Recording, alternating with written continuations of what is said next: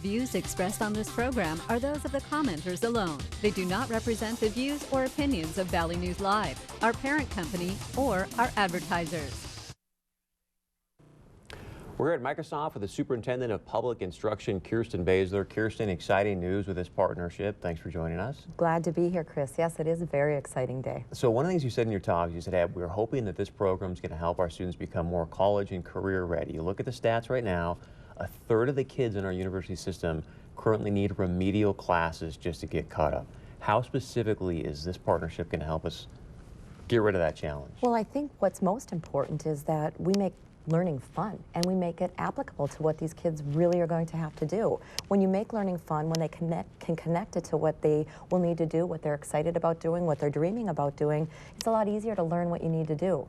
We talk about STEM all the time, and everybody knows, and the science and the math are on each end of that acronym of STEM. We've always had science and math.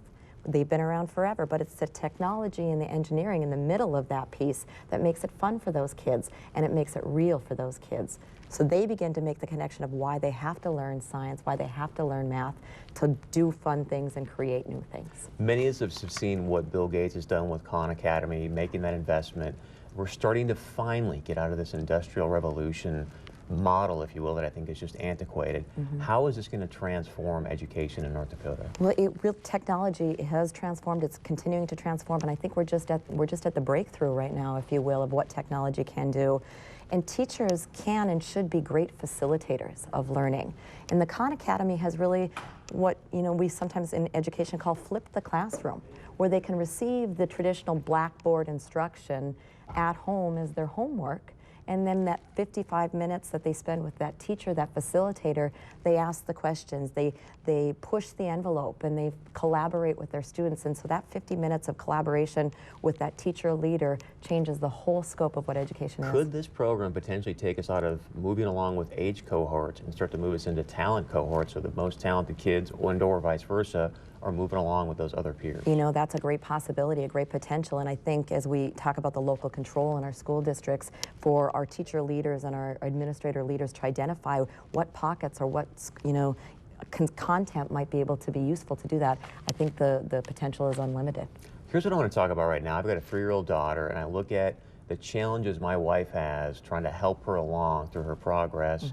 Is there a way to utilize this technology so it's pre-K, number one, and is there a program or an incentive we can put in place that would allow more parents to stay home in those pre-K years? You know, with parents can get involved, we see such a gap between our kids that have engaged parents and those that don't. And by engaged parents, sometimes we traditionally think that it's the poverty kids that aren't engaged, but that's not necessarily the case anymore. We have middle-income families where both parents are working, and it's not that they don't have the resources or the desire, they simply don't have the time to create that real vocabulary-rich environment for their child. In many countries, incentivize their parents to stay home for the first couple of years. It might be something that North Dakota might want to look into. Will you be a proponent of that? Absolutely. The more that we can get our parents engaged to have those learning experiences, those conversations, capturing those teachable moments, absolutely. One of the things that shocks me is how much money we spend at that, 12 through 16, if you will, 13 through 16 years. I think that we've reversed what we should be doing. I look at there's 90% of brain development takes place 0 to 5. How do we start to reverse what we're currently doing and get the money out of higher ed and start putting it into this 0 to 5-year-old age group? Chris, I couldn't agree with you more. When you take a look at where your best return on investment is for education, it really is the earlier you can catch them, the better off you're going to be. And I think we can see that in just about anything. Early intervention is a lot less expensive than trying to remediate on the other end. I believe if we invest in our early childhood education, we will end up spending a lot less in our at-risk weighting factors for our middle school and high school students. It's obviously not rocket science if I can figure this out. So why are we not doing this as a society? I think it's tradition. I think it's the traditional culture of North Dakota. Specifically, they want their kids to stay home for as long as they can. It's a harder shift to make to understand that that they should be in early childhood education.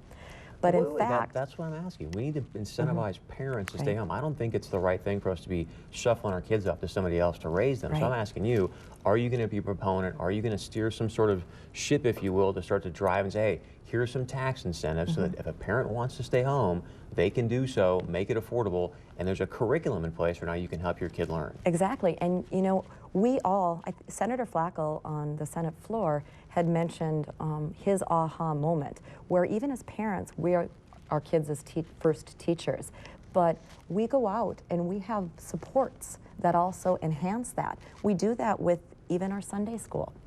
Our parents are the first teachers of their religious beliefs, but they also send those 2, 3, 4-year-olds to children's church or to Sunday school, so an outside source can support that and enhance what the parents are already doing. That's the kind of partnership that we should be beginning to look at for academic education as well. Be that support system. The parents begin the process, and then we are just looked at as enhancing that and making it more robust. Anything else you want to share? You know, I think it's just a real exciting time to be in education right now. And as adults, I believe it's our responsibility to create the support systems and the opportunities for our kids across North Dakota. Thanks very much for your time. I guess that's my question for you, and I love your feedback. Have we sort of screwed this up where we're putting all this money into the post-12 K through 12 higher ed versus saying, hey, the real growth in the brain happens from 0 to 5. Let's love to know your thoughts. Go to our website, 630pov.com. When we come back, Governor Jack Dalrymple discusses this Digital Alliance partnership.